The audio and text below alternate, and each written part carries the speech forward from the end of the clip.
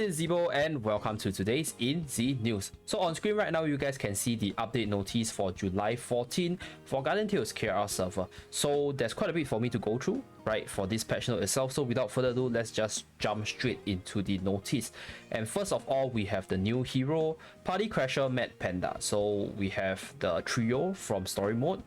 And I guess you can consider this like a semi-husbando unit because there's two guys in the party. So you'll get like a threesome over here, 3% in one hero, 3 in 1, right? And you get like 3 different heights, 3 different weights, and you have 3 different age. And this unit is an Earth Element Warrior unit with the melee attack buff. So yeah, Earth doesn't have a melee attack, right? Yeah, doesn't have. So this will be the first unit for it. So interesting to see what this will offer for the game itself. And as usual, I'll include the description for the weapons on the right hand side itself, and not gonna comment too much because if I were to go on and on to talk about different things, it's gonna be very time consuming. So I'll save it for the how worthy video itself.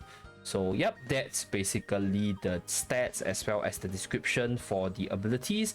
And let us move on to the next one, which is the new EX weapon for Flame Dragon Gurgas. So at this point, the addition for exclusive weapons of the rare unit is probably to boost their usage in the various PvE contents. Because honestly speaking, I don't think these exclusive weapons, especially the legendary ones, are gonna change the meta of arena significantly.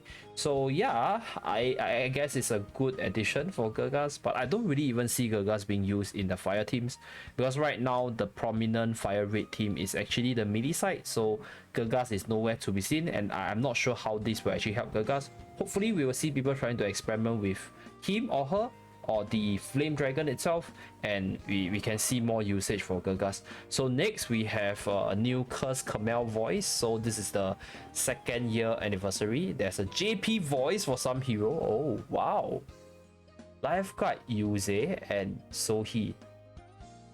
So he and Lifeguard Yuze actually has a JP voice. Interesting. Okay, that's good. So we have the new swimsuit JP version, very hot. I'm not gonna put it in the thumbnail because I might get flagged for it. And then we have the new floating comic, which is the Mad Panda one. Okay, and we have the 3rd point. Oh shit, Team Deathmatch beta. Oh my god. Oh shit. Okay, I wasn't expecting this because I haven't been following the latest updates, but I think one thing that I talked about in one of my earlier videos with regards to how to increase the replayability for Guardian Tales is to increase the multiplayer aspects.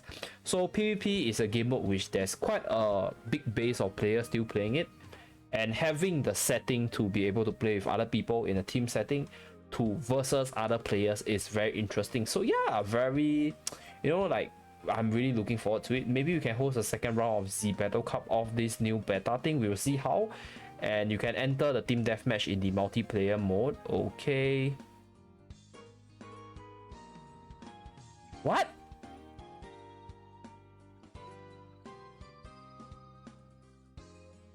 What?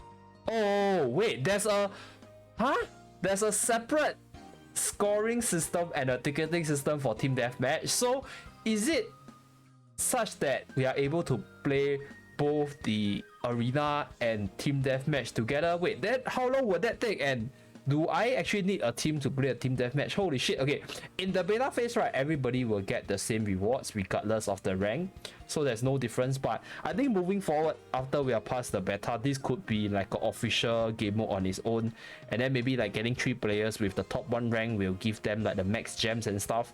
And holy shit, that means that there's more things to do in Guardian Tales, which is good, but I'm not too sure about this gem system, because like the top players, they will actually group up for the maximum score, and maybe like weaker players, nobody want to pair with them because you actually decrease your chance on winning. So that's one thing that I talk about. So there's a battle system. So 3-person with 3 party. Okay, so it's a battle royale kind of thing. 6 players fight at the same time for 130 seconds. The party effect and additional effects of the heroes in the party are applied. Example, if you have a dark attack plus 50% and defense plus 45%. Okay. Okay, so wait, that means that, you know, if I have Vishuvac, I have Arena, I have Lupina, the party buff stacks. Okay, so having like a fixed team is very important, or having a universal party buff is really important as well. Additional effects such as the Vishuvac's Spire Affinity, Ogma's Defense Regulator. Okay, so this also applies to the team members. So if I run an Ogma, his defense buff is able to benefit everybody in the team as well. Okay. So you get 1 point when you defeat an enemy hero, and the score is displayed at the top of the team screen. So there's actually a box like your usual arena.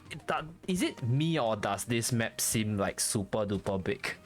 But look at this map. Okay, you get 3 points by acquiring the box. So if you try to acquire the box, right, you are risking yourself to being killed by the opponent.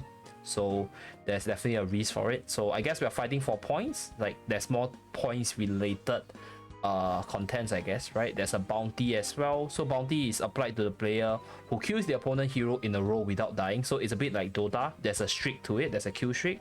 So the more you kill, the more points you are worth when you're killed by the opponent. And there's a fever time. When the remaining time reaches 20 seconds, fever time is activated. When fever time is activated, the points earned are double. Points earned through bounties are also reflected, and points obtained through boxes are not reflected. So for the fevers, you get more points when you kill the enemies during this period. Okay, and there's a resurrection. When a hero dies and 7 seconds has elapsed, they will respawn at the point where they first spawn, and you can choose which hero to resurrect at this time. Okay, so this part is quite important.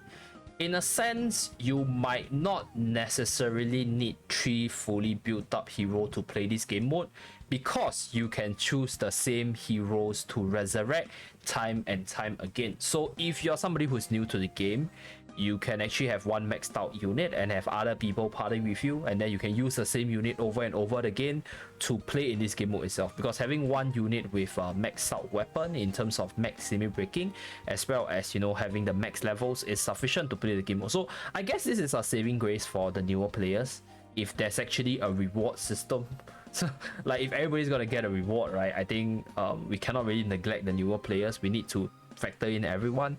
So yeah, I think this is a good part. Like newer players can actually play this game with just one hero, so that's good. So you can just focus on one unit to build up, and then you can still play the game mode.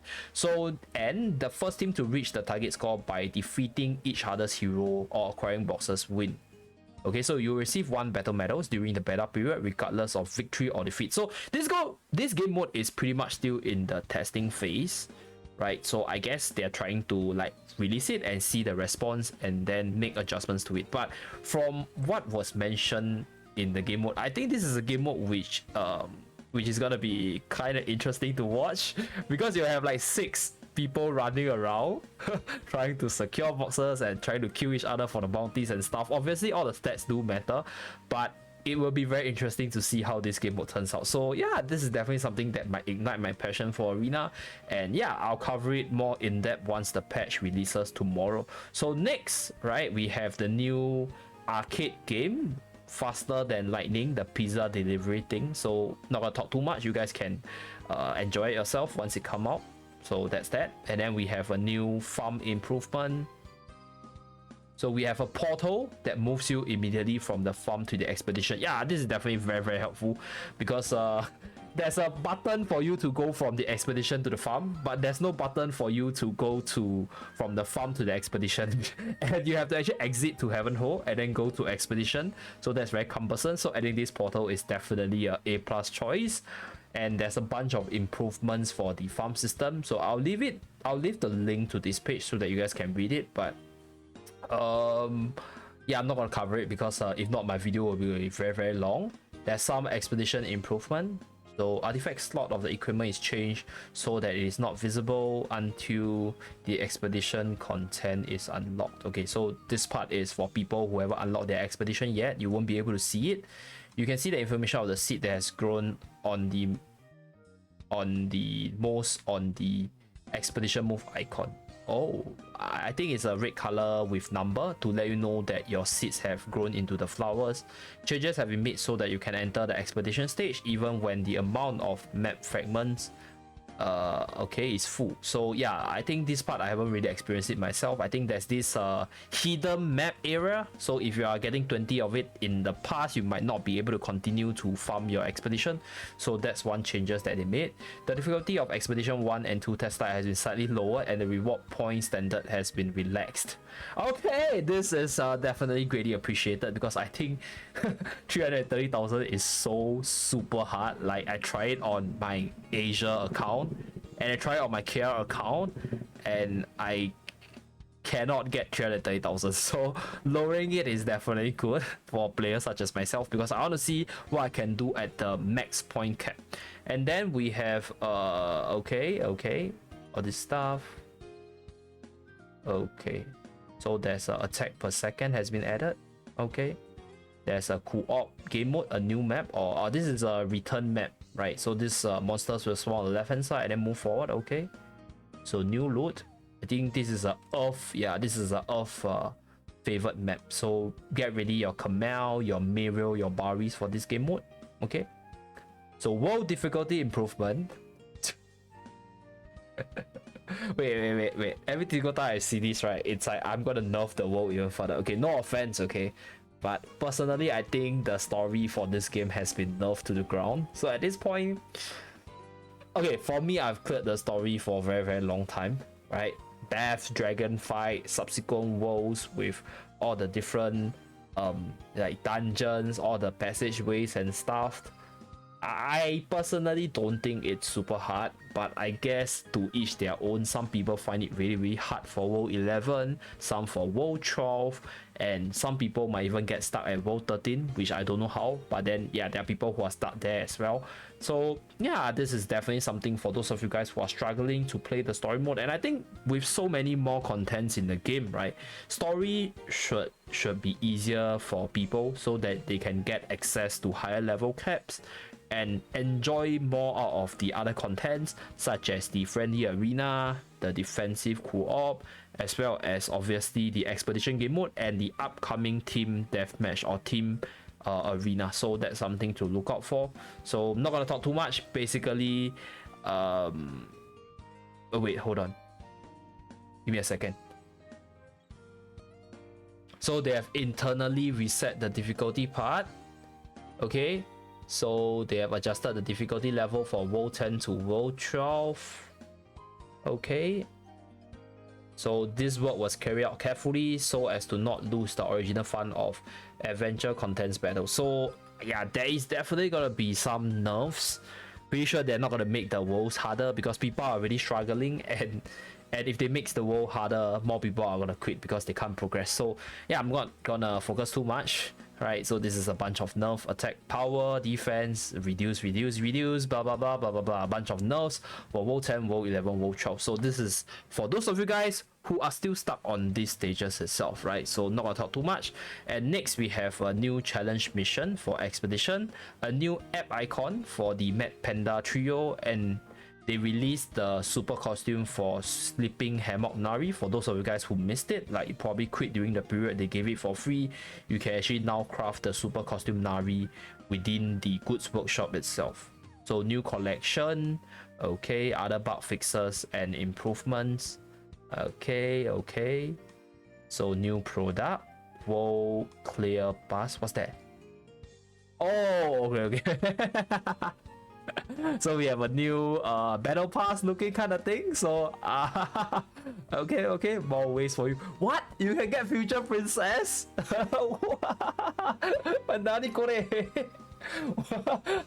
Okay. So I mean additional copy of future princess for me is just like additional hero crystals, right? I'm more interested in the Summoners controller. Looks like a very interesting pack with a bunch of Summoners controller as well as gems. So not too sure how much this will cost, right? So you get, okay, so if you are not paying for it, you'll get 4,000 free gems.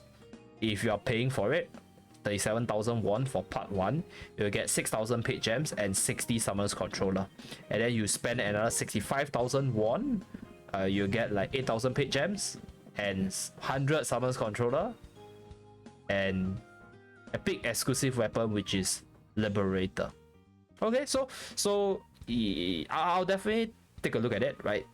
This part will be talked about in the everything you need to know once it's out, so that's that. Okay, new packages, 2nd anniversary package. Okay. Epic Transcendence Hammer. So there's a Legend Transcendence Hammer and Epic Limit Break. So this is your green hammer and this is your yellow hammer. Okay, there's a Returning Champion package. Oh, okay, there's a bunch of packages here. So that means that I have quite a bit of things to talk about in the everything you need to know, right? Returning Hero can be purchased after the first exposure. Okay.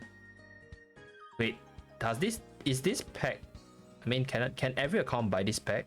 There's quite a bit of rewards for like this price. If you look at it, look, 9,901 is super cheap for 40 summons controller, right? 60 hero crystals and 30 awakening dungeon boxes. This is something that I will definitely keep a lookout for. And there's also the Returning Champion support subscription package. So this is probably the free one that they give to everybody for the anniversary. So yeah, a lot of freebies this time around. Okay, 2nd anniversary 120 free summons. 2nd anniversary attendance event roadmap, event gem shop. Okay, a bunch of stuff for the 2nd anniversary, right? The skin for Scintilla, hero skin for Arena, male future knight. Okay, I'm gonna buy it. This is to satisfy all of you guys who want your future knight to be male. I guess this is one way they can do it. And a bunch of returning costumes and Epic Limit Hammer and the Amazon box. Okay, so okay, nothing much have been mentioned about the Kamel super costume. We have the new heroes, we have the 120 summons, and we have a bunch of new packages.